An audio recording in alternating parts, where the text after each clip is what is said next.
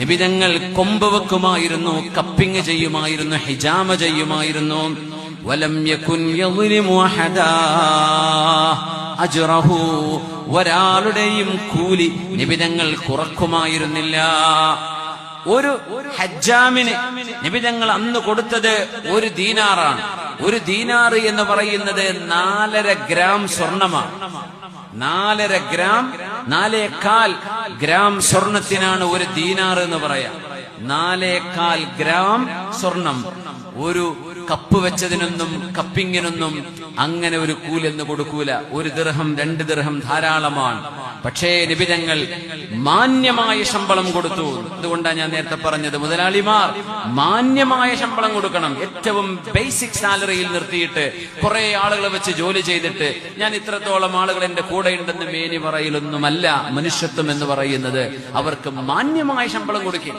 മാർക്കറ്റിൽ നിങ്ങൾക്ക് അവർ ലാഭമുണ്ടാക്കി തരുന്നില്ലേ? അവർ കച്ചവടം ചെയ്യുന്നില്ലേ?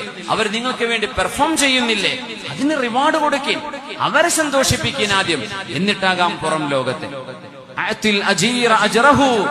ഒരു കൂലിക്കാരന് ജോലി ചെയ്ത ആൾക്ക് നിങ്ങൾ ശമ്പളം കൊടുക്കണം, അവരുടെ വിയർപ്പ് വറ്റുന്നതിന്റെ മുമ്പ് എന്ന് പറഞ്ഞ നബിയാ നമ്മുടെ റസൂലുള്ളാഹി സ്വല്ലല്ലാഹു അലൈഹി വസല്ലം. ഇനി ജോലിക്കാരോട് പറയാം, ശരിക്ക് പണിയെടുക്കണം.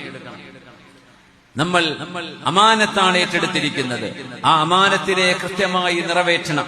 ജോലിയിൽ വഞ്ചന ചെയ്യരുത്, ജോലിയിൽ ദുൽമ ചെയ്യരുത്, മുതലാളിക്ക് നഷ്ടം വരുന്ന തരത്തിലുള്ള കമ്മീഷനുകളോ പരിപാടികളിലേക്കോ പോകരുത്. കാരണം അത് സ്വന്തം കമ്പനിക്ക് നഷ്ടം വരുത്തിക്കൊണ്ട് അവനവന്റെ കീശയിലേക്ക് എടുക്കുന്ന എല്ലാ തരത്തിലുമുള്ള കമ്മീഷനുകളും ചോദ്യം ചെയ്യപ്പെടുന്നതാണ്. നിങ്ങളുടെ കമ്പനിക്ക് നഷ്ടം വരുത്തിയിട്ട് നിങ്ങൾ എടുക്കുന്ന കമ്മീഷൻ അത് മുതലാളിയുടെ അറിവോടുകൂടെയാണെങ്കിൽ കുഴപ്പമില്ല, കമ്പനിയുടെ അറിവോടുകൂടെയാണെങ്കിൽ കുഴപ്പമില്ല.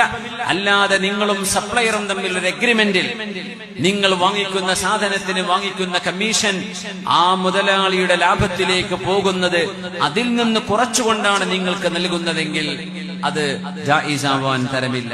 അതുകൊണ്ട് സൂക്ഷിക്കണേ. അല്ലാഹു സുബ്ഹാനഹു വ തആല കാര്യങ്ങൾ മനസ്സിലാക്കാൻ തൗഫീഖ് തരട്ടെ.